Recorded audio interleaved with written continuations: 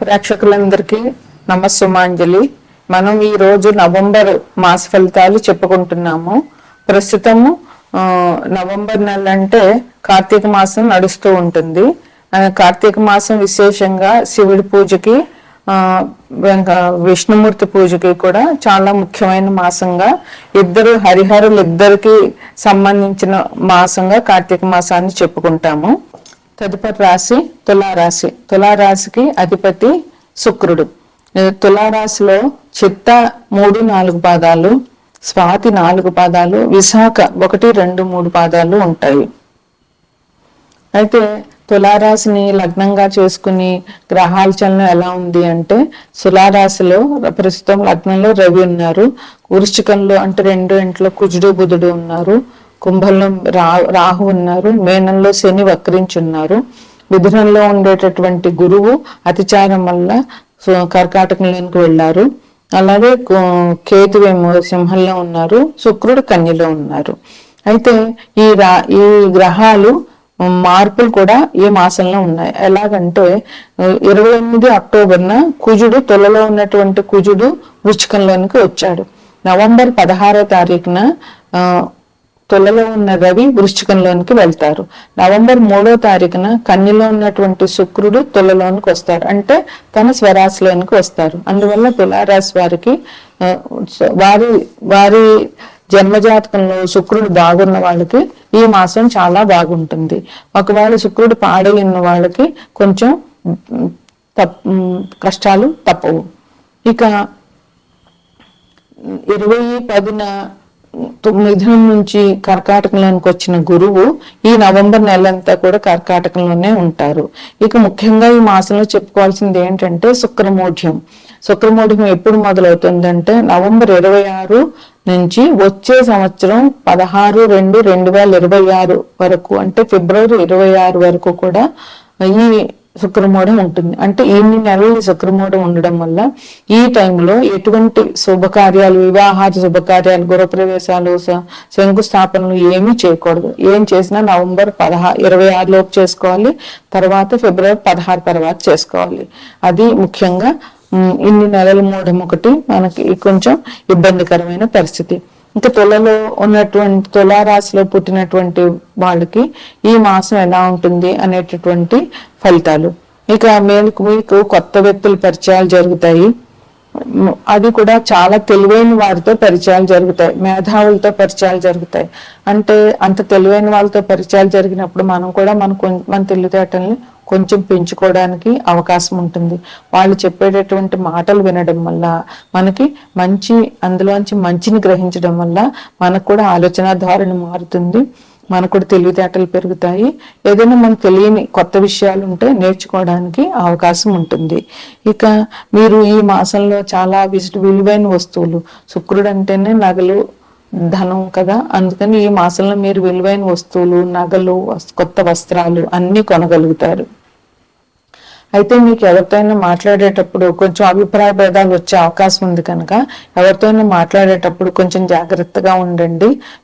మీకు గబుక్కుని వాళ్ళు మాట్లాడే విషయం మీకు నచ్చకపోయినా కూడా వెంటనే మొహం మీద చెప్పకుండా పరిస్థితులు గమనించి ఆచితూచి మాట్లాడండి. దానివల్ల మీకు ఎవరితోటి గొడవలు కానీ, ఉన్న బంధాలు తెగిపోయే అవకాశం కానీ మీకు తగ్గించుకోవడం జరుగుతుంది. దానివల్ల ఇంకా మీకు చాలా ఈ మాసంలో కొంచెం ఎవరో మిమ్మల్ని అవమానించే అవకాశం కూడా చాలా ఉంది. అందువల్ల అది కూడా జాగ్రత్తగా ఉండండి. ఇంకా ఈ అవమానాలు వీటి వల్ల మీకు ఉన్న పలుకుబడి కూడా తగ్గుతుంది, పేరు కూడా తగ్గే అవకాశాలు ఉన్నాయి. అందువల్ల మీకు డబ్బు విషయంలో ఉన్నా కూడా ఒక రకంగా కొంచెం మంచి, ఒక రకంగా కొంచెం చెడు జరిగే అవకాశం ఉంది. అలాగే మళ్ళీ ఉద్యోగంలో ఉన్న వాళ్ళకి మాత్రం బాగుంది. మీకు ప్రాధాన్యం ఇస్తారు. మీ టాలెంట్ ఏంటి అనేటటువంటిది, మీ ప్రతిభ ఏంటి అనేటటువంటిది ఆఫీస్లో గుర్తిస్తారు. అందువల్ల అధికారులు మీ అందు మంచిగా ఉంటారు. అధికారులు బాగుంటే ఉద్యోగస్తుల జీవితం బాగానే ఉంటుంది, ఎటువంటి ఇబ్బంది లేకుండా ఉద్యోగం చేయగలుగుతాడు. అందువల్ల మీరు ఆఫీస్లో మీ అధికారులతో జాగ్రత్తగా ఉండండి. మీకు మంచి టైం ఉంది కనుక ఆచితూచి అడిగేసి మీ అధికారుల మన్ననలు పొందండి. అయితే అలా అంతేకాకుండా మీకు వృత్తి వ్యాపారాలు చేసే వాళ్ళకి చాలా బిజీగా ఉండే అవకాశం ఉంది. అంటే మీకు బిజీగా ఉంటారంటే మీకు మంచి లాభాలు వస్తాయనే కదా అర్థం. అందువల్ల ఎటువంటి వృత్తి చేసినా, ఎటువంటి వ్యాపారాలు చేసినా మీరు జాగ్రత్తగా ఉండండి, ఆచితూచి పని చేయండి. 1-2 సార్లు మీరు చేసే పనిని లెక్క చూసుకోండి. దానివల్ల మీకు మంచి అభివృద్ధి అనేటటువంటిది, మంచి పేరు కూడా మాసంలో లభిస్తుంది. ఆదాయానికి మీకు ఈ మాసంలో ఎటువంటి ఇబ్బందులు లేవు, ఆదాయం బాగా దొరుకుతుంది. మీకు మీరు దైవ కార్యాలు బాగా చేస్తారు ఈ మాసంలో. అలాగే శుభకార్యాలు కూడా చేసే అవకాశం ఉంది.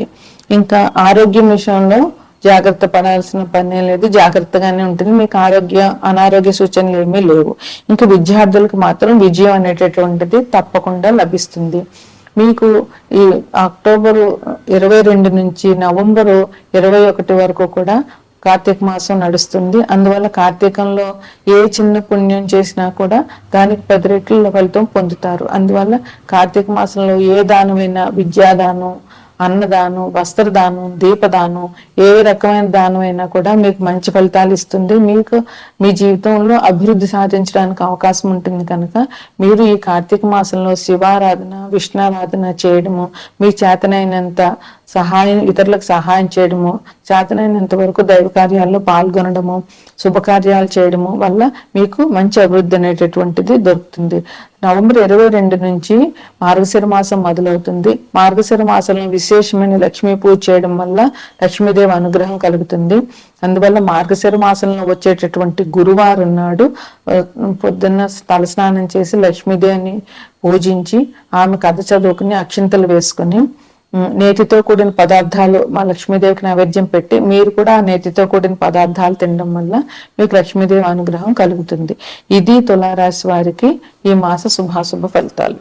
తదుపరి రాశి మేనరాశి. మేనరాశిలో పూర్వాభాద్ర 4 పాదాలు, 4వ పాదము, ఉత్తరాభాద్ర 4 పాదాలు, రేవతి 4 పాదాలు ఉంటాయి.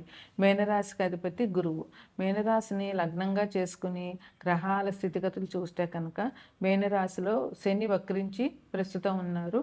అలాగే మిథునంలో ఉండేటటువంటి గురువు అతిచారం వల్ల కర్కాటకంలోనికి అక్టోబర్ 20వ తారీఖున వచ్చారు. నవంబరు చివరి వరకు ఆయన అక్కడే ఉంటారు.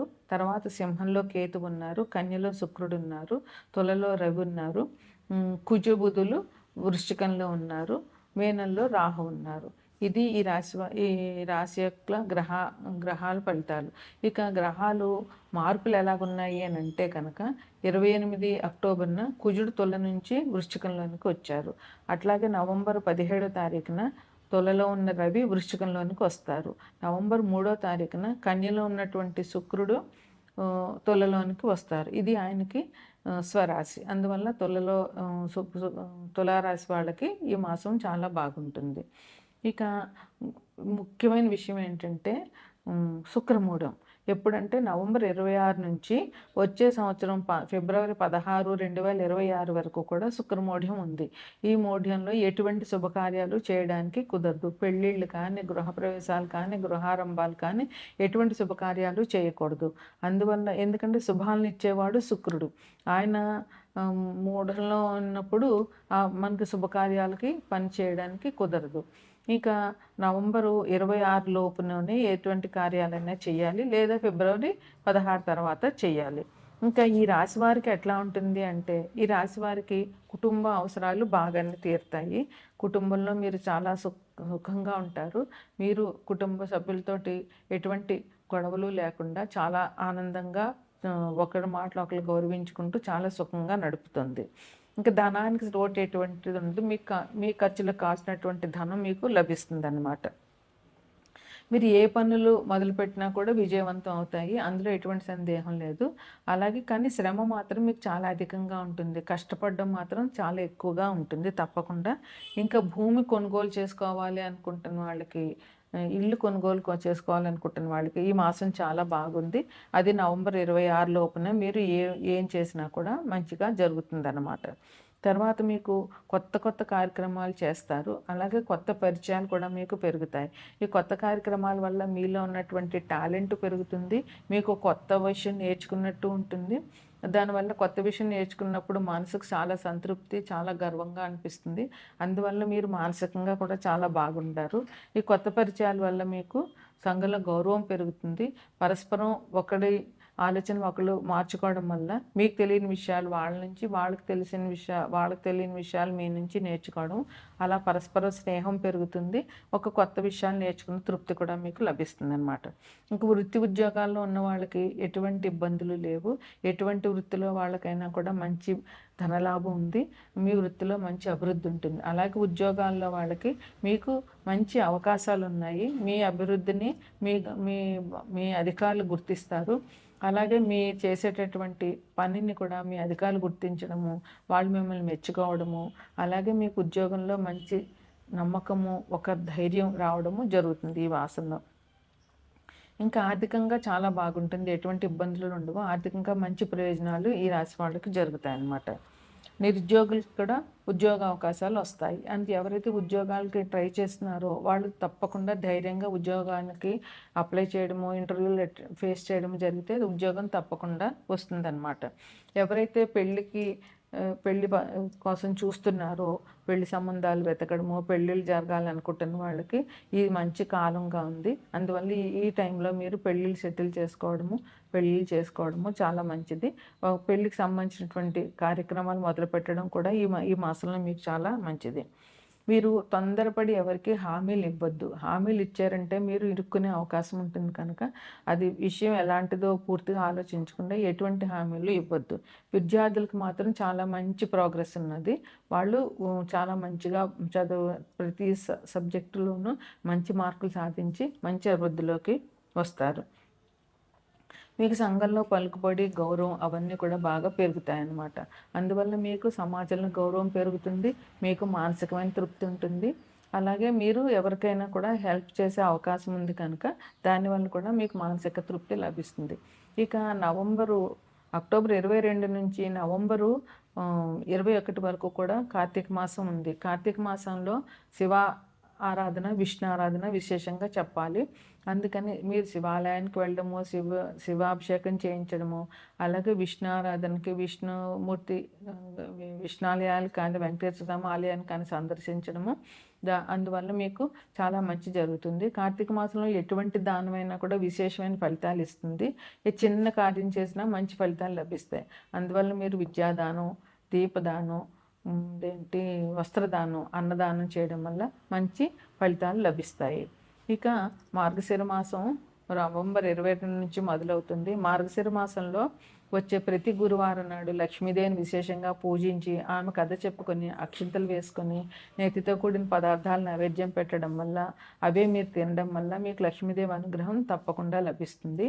ఈ శివారాధన, విష్ణారాధన, లక్ష్మీదేవి పూజ మీకు మంచి విశేషమైన ఫలితాన్ని ఇస్తాయి. ఇది మీనరాశి వారికి ఈ మాస శుభాశుభ ఫలితాలు.